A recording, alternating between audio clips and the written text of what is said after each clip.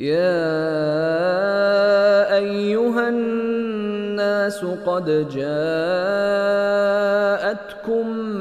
موعظة من ربكم وشفاء لما في الصدور وهدى ورحمة للمؤمنين. قل بفضل الله وبرحمته فبذلك فليفرحوا هو خير مما يجمعون. نحمده ونصلي على رسوله الكريم اما بعد فاعوذ بالله السميع العليم من الشيطان الرجيم بسم الله الرحمن الرحيم رب اشرح لي صدري ويسر لي امري واحلل عقدة من لساني يفقهوا قولي رب يسر ولا تعسر وتمم بالخير۔ سورہ توبہ کی آج ہم انشاءاللہ آخری آیات پڑھیں گے 123 سے لے کر 129 تک، اور آج ہماری سورہ توبہ الحمدللہ کمپلیٹ ہو جائے گی۔ بسم اللہ الرحمن الرحیم۔ الفاظ کی وضاحت، آیت نمبر 123 میں لفظ ہے یلونکم، قاتل الذین یلونکم، ان لوگوں سے لڑو جو تمہارے آس پاس ہیں۔ یلونکم، کم تمہارے، یلونا they are around you، وہ تمہارے آس پاس ہوتے ہیں۔ ماضی ہے اس کا والیہ، آس پاس ہونا، قریب ہونا، اور مضارع ہے یلی، مصدر ہوتا ہے اس کا ولیون بھی اور ولایتن بھی۔ وہی یہ ولیون ہے جو دوستی کے معنوں میں بھی آتا ہے، تمہارے قریب ہونا۔ جو ولی ہوتا ہے وہ بھی انسان کے دل کے قریب ہوتا ہے۔ تو یلونکم، جو تمہارے آس پاس ہیں، تمہارے اراؤنڈ ہیں، تمہارے قریب ہیں۔ وما تو 125 نمبر آیت میں وما، واو کو تو الگ کر دیں، وہ تو واو عطف کا ہے۔ اور ماتا، وہ مر گیا، یموتو، وہ مر جاتا ہے یا مر جائے گا، موتن، مرنا مصدر ہے۔ تو ماتو ماتا سے ہے، ماتا ماضی ہے، ماتا وہ مر گیا، واحد مذکر غائب کا صیغہ ہے، فعل ماضی ہے۔ اس کے ساتھ جب واو لگا تو یہ بن گیا ماتو، وہ سب مر گئے۔ تو وماتو، اور وہ مر گئے۔ آگے ہے اولا یرونا، آیت نمبر 126 میں کیا، یہ جو حمزہ ہے یہ استفہام کا ہے، سوال کے لیے، کیا۔ لا یرونا، نہیں وہ دیکھتے، یہ واو دراصل شروع میں تھا لیکن وا الا نہیں ہو سکتا، اس لیے حمزہ شروع میں آ گیا۔ اور کیا نہیں دیکھتے، تو لا من نہیں، یرونا وہ دیکھتے، فعل مضارع جمع مذکر غائب کا صیغہ، ماضی ہے اس کا، رعا اس نے دیکھا، یرا وہ دیکھتا ہے یا دیکھے گا۔ تو یرا سے جمع کا صیغہ آگے واو نون لگ گیا، یرونا۔ اولا یرونا، کیا نہیں وہ دیکھتے، اس کا مصدر ہوتا ہے رؤیتن، دیکھنا، جیسے رؤیت باری تعالیٰ، باری تعالیٰ کو دیکھنا، رؤیت، رعا یرا رؤیتن، اس کا زبر نہیں تھا تو یہ میں نے اس کو لگا دیا۔ اولا یرونا، کیا نہیں وہ دیکھتے، ڈو دے ناٹ سی۔ اسی آیت میں دوسرا لفظ ہے یفتنونا، وہ آزمائش میں ڈالے جاتے ہیں، مجہول ہے، جمع کا صیغہ ہے، مضارع ہے، they are tested۔ فتن یفتنو، فتن ماضی، یفتنو مضارع، فتنن مصدر، آزمائش میں ڈالنا۔ تو یفتنو کے آگے واو نون لگا تو بن گیا یفتنونا، ٹھیک ہے، وہ آزمائش میں ڈالتے ہیں۔ لیکن جب اسے مجہول بنایا تو یہ پیش شروع میں آ گیا تو یفتنون ہو گیا، تو یفتنون، ٹھیک ہے۔ تو یہ تھا یفتنون، اس سے مجہول بنا یفتنون، وہ آزمائش میں ڈالے جاتے ہیں، they are tested۔ صرف اللہ، پھیر دیا اللہ نے، اللہ ٹرنڈ، اللہ نے انہیں پھیر دیا۔ صرف یصرف، صرف پھیرنا، صرف ماضی، یصرف مضارع۔ تو صرف ماضی ہے، واحد مذکر غائب کا صیغہ ہے، پھیر دیا اللہ تعالیٰ نے۔ तुम को तकलीफ पहुंचे, यू सफर, अगर तुम कोई सफर करो, यानी सफर कौन सा वाला, तकलीफ वाला, तुम्हें कोई तकलीफ पहुंचे। अनिता माजी, या नतु मुजारे, आनतुन मस्तर तकलीफ पहुंचना। तो अनितुम क्या है, ये जो माजी है वाहिद मुजक्कर गायब का सीगा, इसको जब हम हाजिर के जमा के सीगे में लेके जाएंगे तो ये बन जाएगा अनितुम, फेल माजी सीगा जमा मुजक्कर हाजिर। ये थे कुछ अल्फाज जो मुश्किल थे इसमें। आगे चलते हैं, आगाज करते हैं। बिस्मिल्लाहिर्रहमानिर्रहीम। या अय्युहल्लज़ीना आमनू, ए ईमान वालो, कातिलू लड़ो, फेल अमर है, कातिलू लड़ो, अल्लज़ीना उन लोगों से, यलूनकुम जो तुम्हारे आस पास हैं, जो तुम्हारे करीब हैं, जो तुम्हारे इर्द गिर्द हैं, मिनल कुफारी कुफार में से, वल याजिदू और चाहिए कि वो पाएं, वजदा याजिदू क्या होता है, पाना, विजदान पाना, और चाहिए कि लाम की वजह से चाहिए कि वो पाएं, फीकुम तुम में, गिल्जा सख्ती, कफ़ार तुम्हारे अंदर सख्ती महसूस करें। वालमू और जान लो, अन्नल्लाह मअल मुत्तकीन बेशक अल्लाह ताला परहेजगारों के साथ है। इसमें काफिरों से लड़ने का एक असूल बताया गया है, ईमान वालों को बताया गया है कि काफिरों से कैसे लड़ना है, यानी जिहाद जो करना है काफिरों से, नबी सल्लल्लाहु अलैहि वसल्लम को बताया जा रहा है कि पहले करीब के लोग उनसे जिहाद करें, जब उनको फतह कर लें फिर आगे, फिर और आगे, फिर और आगे, इस तरह पूरी दुनिया में इस्लाम फैल जाए, पूरा ग्लोब तक हमारा पैगाम पहुंचना चाहिए। कातिलुल्लज़ीना यलूनकुम मिनल कुफ़ार, स्टार्ट कहाँ से करें, अल अव्वलु फल अव्वलु, पहले करीब, अव्वल शुरू वाले, फिर उससे आगे, फिर उससे आगे, ठीक है। इसी तरह नबी सल्लल्लाहु अलैहि वसल्लम ने क्या किया, सबसे पहले जजीरा अरब में जो करीबी लोग थे, मुशरिकीन मक्का के अंदर जो थे, उनसे आपने क़िताल किया। जब उनसे फारिग हो गए और अल्लाह ने मक्का को भी फतह कर दिया, फिर ताइफ को फतह किया, यमन, यमामा, खैबर, इन सब से फारिग हो गए, मुसलमानों को जब इधर गलबा अता फरमा दिया और अरब के जितने कबाइल थे सारे इस्लाम में फौज दर फौज, जैसे सूरह नसर में आता है ना, इज़ा जाअ नस्रुल्लाहि वल फथ वरअयतन नासा यदखुलून फी दीनिल्लाहि अफ़वाजा, और आपने देखा कि लोग अल्लाह के दीन में फौज दर फौज दाखिल हो रहे हैं। तो इसी से आगे फिर चले आप, फिर आपने तबूक की तरफ सफ़र इख्तियार किया जो जजीरा अरब से करीब तरीन है। इसी के मुताबिक फिर जब आप सल्लल्लाहु अलैहि वसल्लम इस दुनिया से चले गए, फिर खुलफाए राशिदीन ने रूम के ईसाइयों से जिहाद किया और फिर ईरान के मजूसियों से जंग की। तो ये अल्लाह ने एक असूल बताया, या अय्युहल्लज़ीना आमनू कातिलुल्लज़ीना यलूनकुम, यानी पहले करीब फिर उसके बाद आगे आगे, जो है ये सिलसिला आगे ही आगे बढ़ता रहना चाहिए, फैलता रहना चाहिए। तो और इसी तरह ताकि अल्लाह का दीन जो है वो पूरी दुनिया पर गालिब आ जाए, और फिर गालिब आया, और इसी पे अमल करते हुए जज़ीरा नुमाए अरब से इस्लामी फौजें जिहाद के लिए निकलती थीं, और फिर इस्लामी सरहदों का दायरा वसी से वसी तक होता चला गया।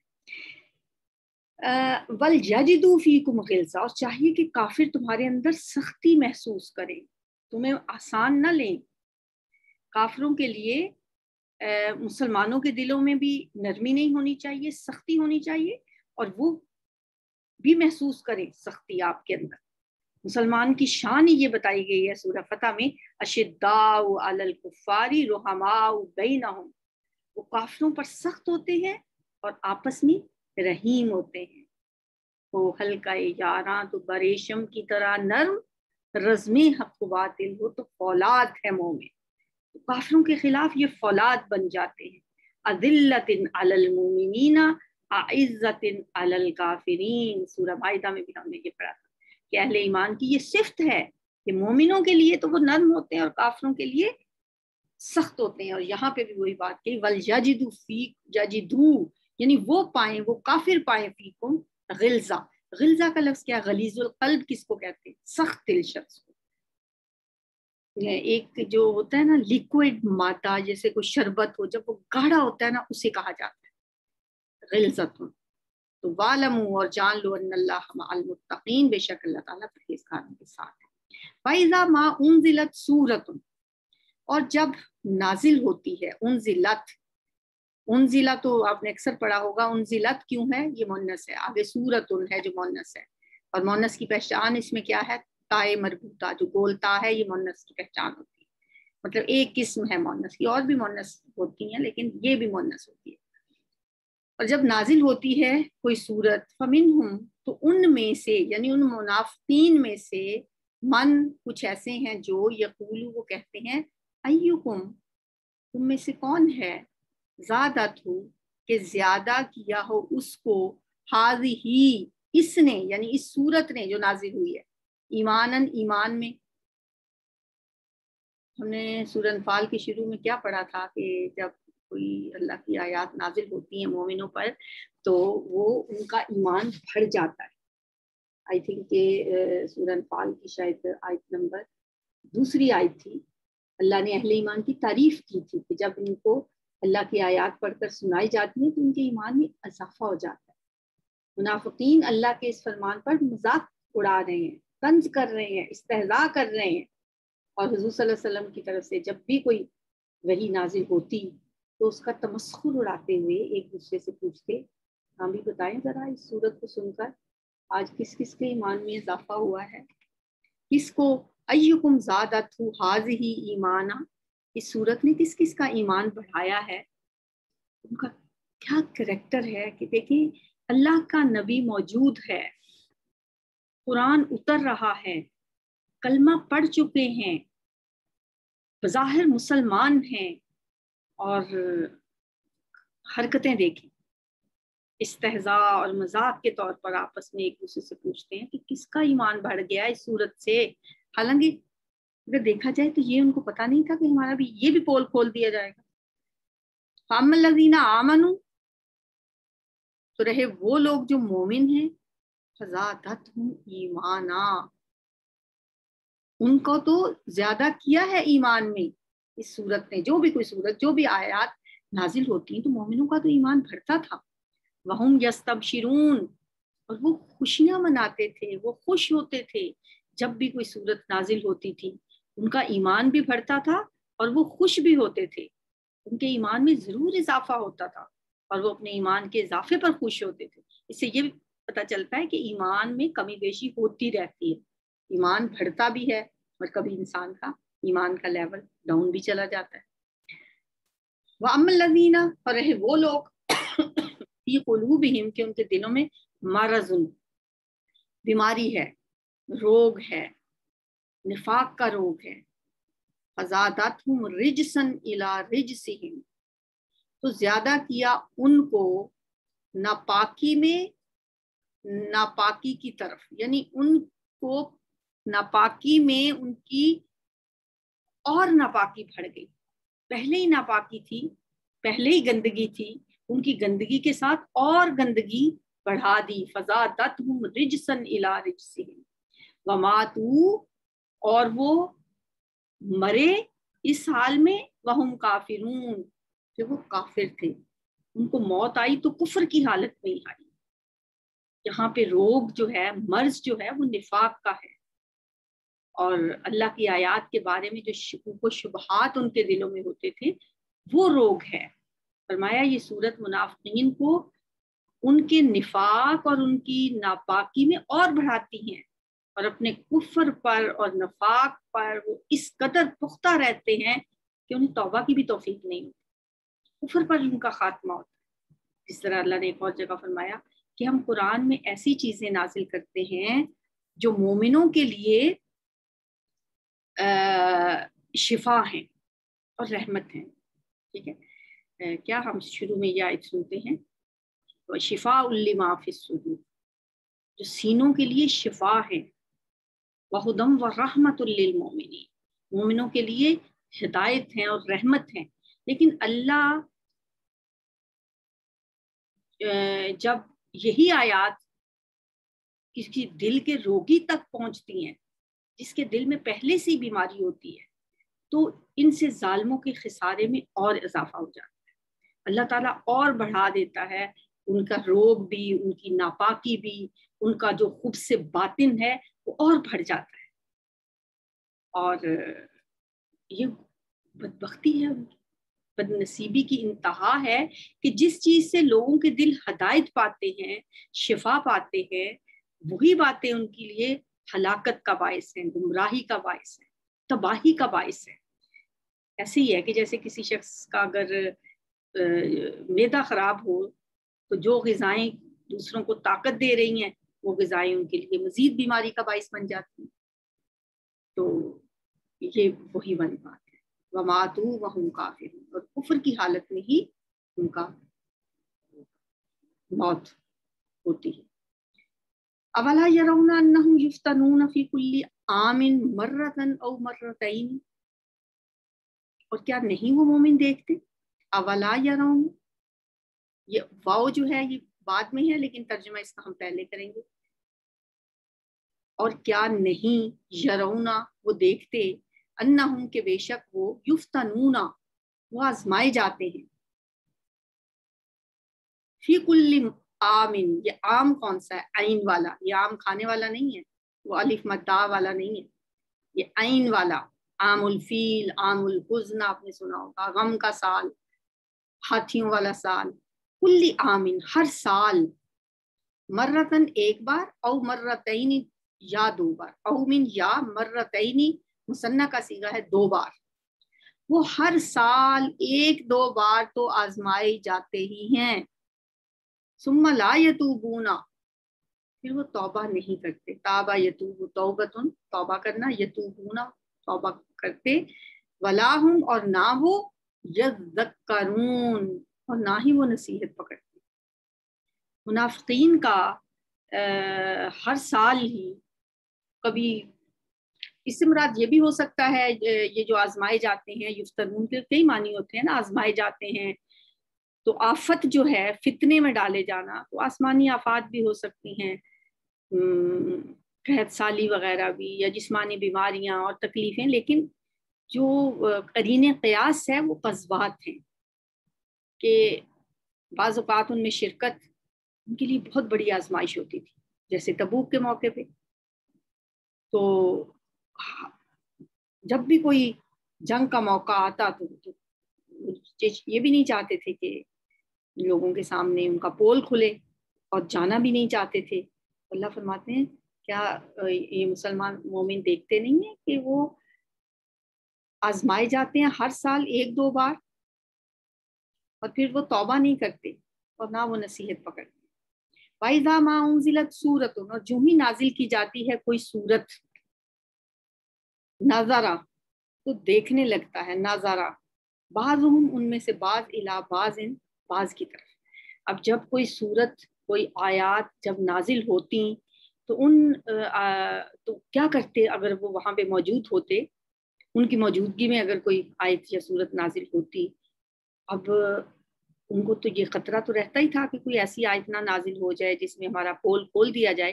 اور اگر کوئی ایسی آیت نازل ہو جاتی جس میں ان کی سازشوں کی طرف اشارہ ہوتا، تو پھر یہ دیکھ کر کہ مسلمان کہیں انہیں دیکھ تو نہیں رہے. جیسے انسان شرمندہ نہیں ہو جاتا، کہتے ہیں نا کہ چور کی داڑھی میں تو تنکا ہوتا ہے، وہ ویسے ہی اس کو لگ رہا ہوتا ہے کہ سارے میری طرف ہی دیکھ رہے ہیں. وہ دیکھتے کہ کوئی ہماری طرف دیکھ تو نہیں رہا، اور پھر خاموشی سے وہاں سے کھسک جاتے.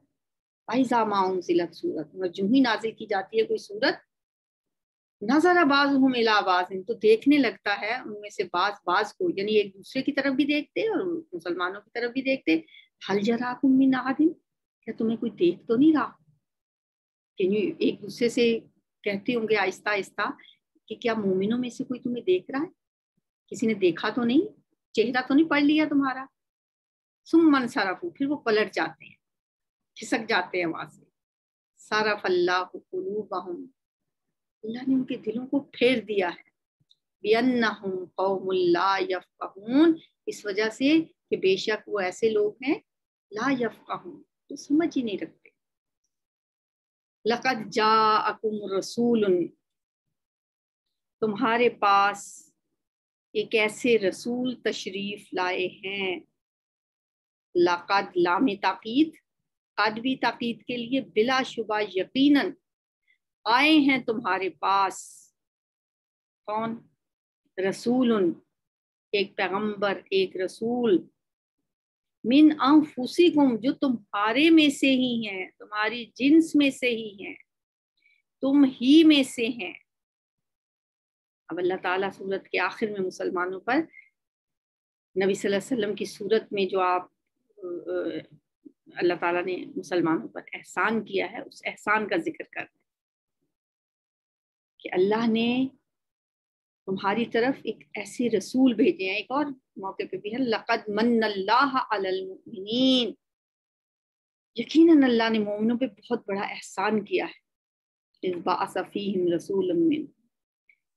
تو نبی صلی اللہ علیہ وسلم کی بعثت کو اللہ تعالیٰ نے احسان کے طور پہ بیان کیا ہے، اور یہاں سورت کے اندر پھر فرمایا، ایک احسان عظیم کا ذکر کیا کہ آپ صلی اللہ علیہ وآلہ وسلم کو تمہارے میں سے تم میں بھیجا، من انفسکم، جو تم ہی میں سے ہیں۔ آپ کی پہلی صفت کیا ہے کہ وہ تمہاری جنس سے ہیں، یعنی جنس بشریت سے ہیں،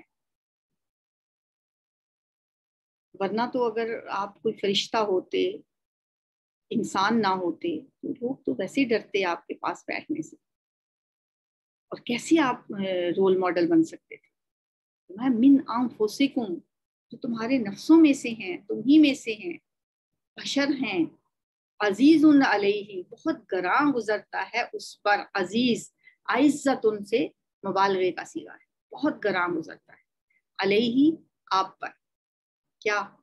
ما عنتم، کہ تم مشقت میں پڑو، تمہارا مشقت میں پڑنا، تمہارا تکلیف میں پڑنا آپ کو بہت برا لگتا ہے، بہت گراں گزرتا ہے۔ آنتن ایسی چیزوں کو کہتے ہیں جن سے انسان کو تکلیف ہو، اس میں دنیاوی مشقتیں بھی ہیں اور آخرت کا عذاب بھی اس میں آ سکتا ہے۔ جو شخص خود بخود اپنے لیے جہنم خرید رہا ہو تو آپ کو اسے دیکھ کے بھی بہت دکھ ہوتا تھا۔ اس پیغمبر پر تمہاری ہر قسم کی تکلیف اور ہر قسم کی مشقت بہت گراں گزرتی ہے، اس لیے آپ صلی اللہ علیہ وسلم کا فرمان بھی ہے، ایک حدیث میں آیا، میں آسان دین دے کر بھیجا گیا ہوں، یعنی دین حنیف جو آسان ہے وہ دے کر بھیجا گیا۔ ایک جگہ آپ نے فرمایا، ان ھذا الدین نا یسر، بے شک یہ دین آسان ہے، آپ لوگوں کے لیے آسانیاں لے کے آئے۔ مشکلات اور مشقتوں میں کسی کا پڑھنا آپ کو بہت گراں گزرتا تھا، اور کسی کو تکلیف میں نہیں دیکھ سکتے تھے آپ، اور یہ صرف کسی ایک شخص کی بات نہیں تھی، یا آپ اپنے کوئی قریبی عزیزوں یا رشتہ داروں کی بات نہیں تھی، میں سب امتی، جتنے بھی آپ کے امتی ہیں، سب کے لیے آپ اپنے دل میں ایسا ہی نرم گوشہ رکھتے تھے۔ ایک دفعہ ایک شخص نے چوری کی اور اس کا ہاتھ ظاہر کاٹا جانا تھا، حد نافذ ہونا تھی اس کو۔ جب اس کا ہاتھ کاٹا جا رہا تھا تو نبی صلی اللہ علیہ وسلم زاروں قطار رو رہے تھے، آپ کی آنکھوں سے آنسو بہہ رہے تھے۔ کسی نے پوچھا، یا رسول اللہ صلی اللہ علیہ وسلم، آپ ہی نے تو یہ حکم دیا ہے اس کا ہاتھ کاٹنے کا، اگر آپ کو اتنا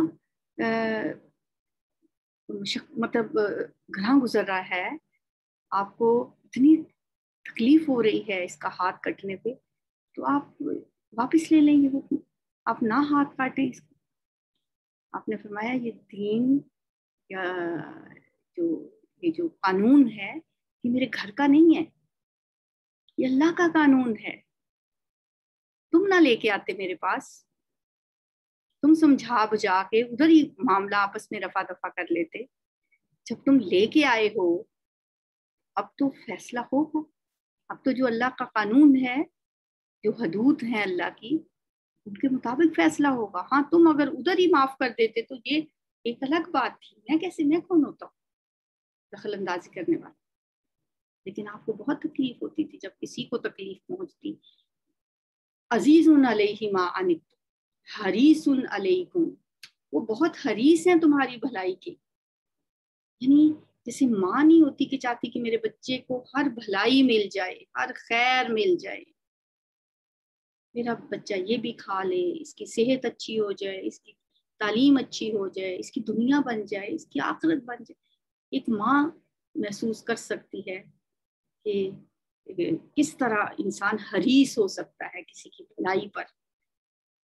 اللہ کے نبی اللہ فرما رہے ہیں حریص علیکم، وہ تمہاری بھلائی کے حریص ہیں. حریص کون ہوتا ہے؟ اس کو بہت لالچ ہوتا ہے کسی چیز کا. تو آپ کو کس چیز کا لالچ تھا اور حرص تھی؟ تمہاری بھلائی کی، تمہاری ہدایت کی، تمہاری دنیا کی، تمہاری آخرت کے فائدے. یہ چاہتے تھے آپ. تمہارا جہنم میں جانا پسند نہیں کرتے تھے. اس لیے آپ صلی اللہ علیہ وسلم نے فرمایا، ایک حدیث میں آتا ہے، میں تمہیں تمہاری پشتوں سے پکڑ پکڑ کر کھینچتا ہوں، لیکن تم مجھ سے دامن چھڑا کر زبردستی جہنم کی آگ میں داخل ہونا چاہتے. حریص علیکم بالمؤمنین رؤوف الرحیم، مومنوں کے ساتھ نہایت شفیق، نہایت مہربان.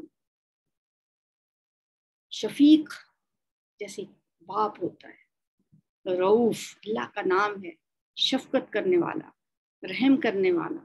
تو نبی صلی اللہ علیہ وآلہ وسلم کی بھی یہی صفات بتائی گئی ہیں کہ مومنوں پر رؤوف الرحیم، نہایت شفیق، بہت مہربان.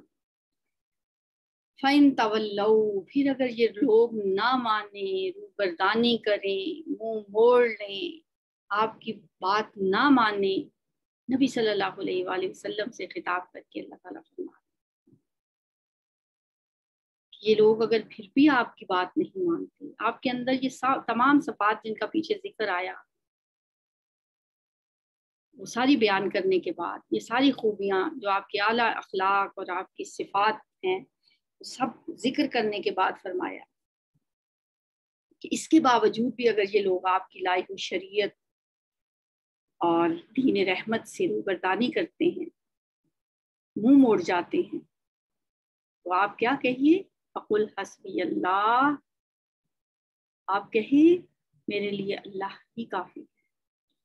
حسبی اللہ، میرے لیے اللہ ہی کافی ہے.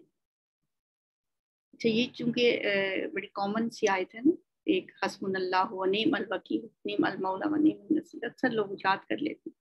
پھر انہیں یہ نہیں پتا ہوتا، پھر بعض اوقات پوچھتے ہیں کہ ایک جگہ ہم نے پڑھا تھا حسبی اللہ، کہیں آتا ہے حسبنا اللہ، تو فرق کیا ہے؟ یہاں آپ کو فرق بھی پتہ چل گیا. یا تو ہے واحد کے لیے، میرے لیے اللہ کافی ہے، کافی ہے میرے لیے، مجھے اللہ کافی ہے. جب نون الف نہ ہوتا ہے تو وہ جمع ہو جاتا ہے، ہم سب کے لیے اللہ کافی ہے. قرآن میں یہ لفظ بھی آتا ہے حسبنا اللہ، ہمارے لیے اللہ کافی ہے. اور یہاں پہ حسبی اللہ، میرے لیے اللہ کافی ہے. لا الہ الا ہو، نہیں ہے کوئی معبود مگر وہی. نبی صلی اللہ علیہ وسلم آپ کہہ دیجئے میرے لیے اللہ ہی کافی ہے، اس کے سوا کوئی معبود نہیں. علیہ توکلت، میں نے اسی پر بھروسہ کیا. توکلت، میں نے بھروسہ کیا، علیہ اسی پر. وَهُوَ رَبُّ الْعَرْشِ الْعَظِيمِ، اور وہ بڑے عرش کا مالک ہے. عرش کیا ہے اللہ کا؟ اللہ کی کرسی. ہم محسوس بھی نہیں کر سکتے، ہم بیان بھی نہیں کر سکتے اللہ کا عرش کیا ہے.